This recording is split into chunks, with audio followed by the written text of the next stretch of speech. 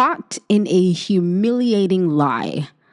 Of course, you'd have to have shame to feel humiliated. And I'm not sure Israel has shame at this point. In fact, I'm positive they are fucking shameless. So there's a ceasefire going on.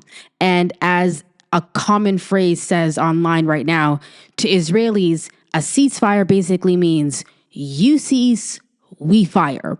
Because they have been violating that ceasefire every single day. Firing rockets, killing Palestinians. And no one's making a big deal out of it. God forbid one fucking rocket falls somewhere and startle a sheep in Israel. It would be all over the fucking news. Oh my God, look at what these terrorists are doing. They're bombing the shit out of Gaza, a population that's already starving right now while there is a ceasefire, and nobody seems to give an actual fuck until it looks like maybe 2 Israeli soldiers got injured or killed. A few others got injured, and that's part of the tea. So 2 soldiers, genocide soldiers, got killed in the line of their illegal duty. Oh my God, stop the presses. They're Israeli. We have to mourn them and find out what their names are and everything. I'm so sick of the fucking song and dance. But this one is particularly bad because they, and by they I mean Israel, tried to go on TV, on the news, and say that Hamas threw an RPG and blew up the tank. And oh my God, we have to shut off the aid now and start bombing them even more. What? How is that a normal response, even if it were true? And it's not. We're going to get to that. It's absolutely not true. But even if it were true, 2 of your people died, and now that means like the response is ceasefire is over. It's time to kill everybody. This is what they wanted from the beginning. They never wanted a ceasefire. And people can say, "Oh my God, it's Ben Gvir, it's Smotrich, it's Netanyahu." It's all of them, dude. When you check the polling out, 80% of Israelis' population, of regular Israeli society, which is a militarized society, they all have to serve. 80% of them think that ethnically cleansing Palestinians is the correct answer for the Gaza problem, as they call it. And then the West Bank is next.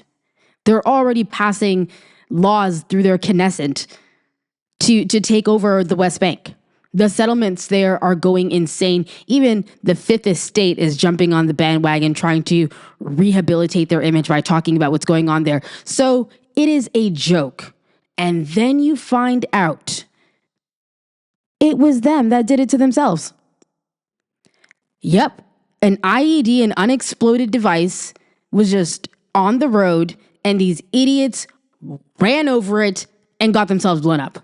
How do we know this? Americans are actually on the ground in Israel, right? They're running that GHF, Gaza Humanitarian Foundation. More like the Gaza Hunting Foundation, because they're just like hunting Gazans, basically. But those guys are there, and other army people are there, and they're looking at the evidence clearly in front of them, and they're saying, no, nobody, this is an own goal. You scored on yourself. Nobody threw a rocket at you. And they were embarrassed, and Netanyahu had to come out and retract his statement, but they're still not letting in the aid. It's supposed to be something like 600 trucks daily going in. It's barely been 600 total. Starvation is always been and has always been the plan with these people. And where is the outrage from Canada? All we hear about are the 15 hostages. Get the hostages home. Get the hostages home. Hundreds of thousands of people are being murdered for these hostages. Never mind the fact that you never talk about the Palestinian hostages. Nothing justifies October 7th, but October 7th justifies everything. That's what they want us to just accept. And in another time, before TikTok, before everybody was hip to what was going on because they were seeing this devastation on their phones, this would have worked. You know, the lazy propaganda would have just worked. Look at them, crazy Muslims. They're barbaric. But that's just not working this time. And they were humiliated and had to walk that back. And now Jared Kushner has to fly all the way over there and talk about how Gaza looks like a nuclear bomb went off. Gee, I wonder why it looks like that, Jared. While you were over in the Gulf lining your fucking pockets, scamming the American people, shaking down Arab royalty, Gazans were being blown the fuck up to the point that, yeah, it does look like a nuclear bomb went off there because the equivalent of several nuclear bombs have gone off there. A trapped society. And he's like, where are they going to go home to? Well, they're going to go to the fucking rubble that is now their homes and pitch a tent. I'm sure you'd love it if they would just walk off into the sea or the desert so you can go ahead and develop some land there. Oh my God, it looked like a nuclear bomb went off. Just disgusting to just hear that piece of shit talking. But yeah, they blew themselves up and they tried to blame it on Hamas because that's all they've been doing. Let's not forget, these are the same people that tried to point to a fucking calendar and say it was some sort of schedule for Hamas. These are the same people that tried to tell us babies were beheaded and put in ovens and someone was chopping off women's organs and juggling them. I shit you not. This is the stuff that they were saying.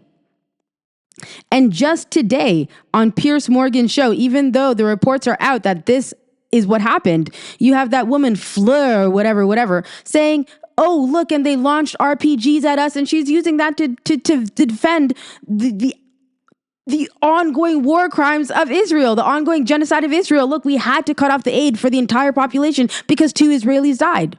It's Jewish supremacy on display and nobody questions it.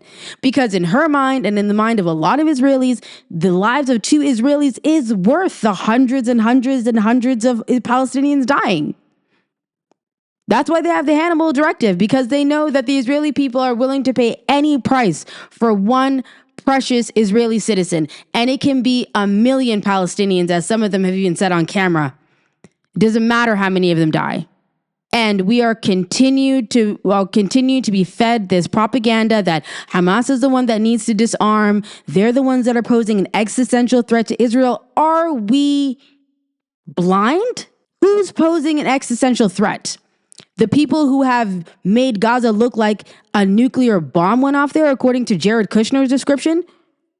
Or the people who had to form an armed resistance where they flew in on kites and shit?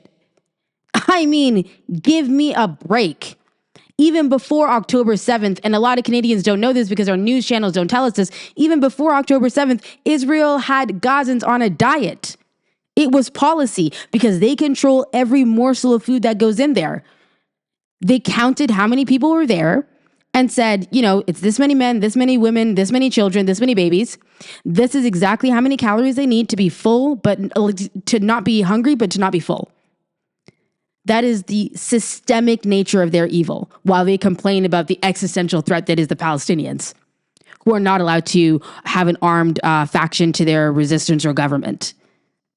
Fuck that. I don't expect Mark Carney to say anything because he is a coward who basically just waits to take his cues from America, just like all of the other leaders in the world, apparently, bar a few exceptions. Can't wait to get into the documentary The Fifth Estate put out. But this is the world we live in.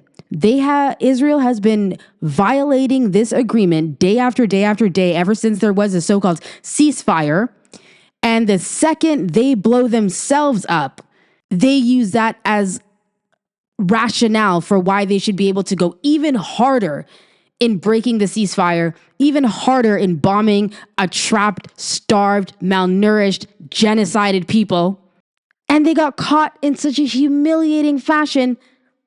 And now they have to get babysat by Jared Kushner. They have no fucking shame. And the Canadian news, if the shoe were on, just understand, if the shoe were on the other foot, you would not stop hearing about this. It would be wall-to-wall news coverage. If they could confirm that Hamas actually did something like this, it would be wall-to-wall news coverage. That much I know. Anyhow, stay tuned. We're going to be covering some more things. The Fifth Estate documentary, Danielle Smith, aka the most annoying premier in the country, and more. Bread in Captivity, out.